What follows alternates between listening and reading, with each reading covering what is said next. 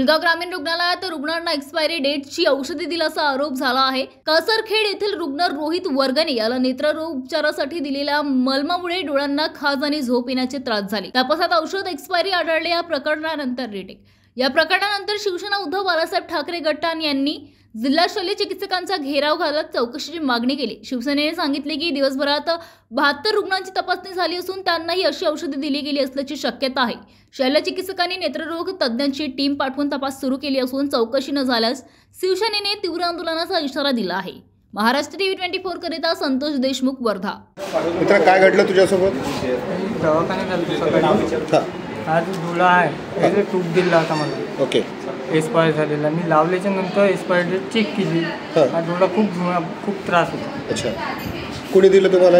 डॉक्टरांनी ओपीडी हे त्या तपासणी करणारे डॉक्टरांनी ट्रेनिंग दिली। अच्छा, हे कधी दुपारी घडलं? दुपारी 11 वाजता घडलं। तुम्हाला हे त्रास केव्हापासून सुरू झाला? मी लावलं इथून 10च्या वेळेस, घरी गेल्याच्या नंतर त्रास चालू झाला। बरं, ते औषध कुठे आहे तुमच्याजवळ एक्सपायर झालेली?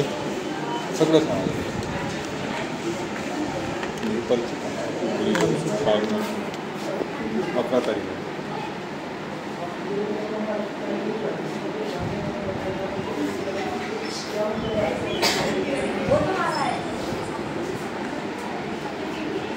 आता तुम्ही डॉक्टरांशी बोलून काय बोलले तुम्हाला?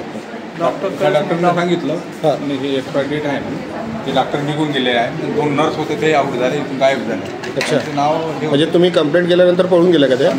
कंप्लेंट करायला गेलो पोलीस बॉक्स होते, कंप्लेंट घेतली नाही पोलीस स्टेशन। त्यांनी म्हटलं तुम्ही DRD जा, आमच्या कंप्लेंट करू शकत नाही। ठीक आहे, मी चाललो आणि त्या नर्सचा एक फोटो आहे माझ्याकडे आणि एक गायब झाली। ती लवकर दवाई घेतल्याबरोबर आउट झाला असं झालं आणि हे माझा पुतण्या होता।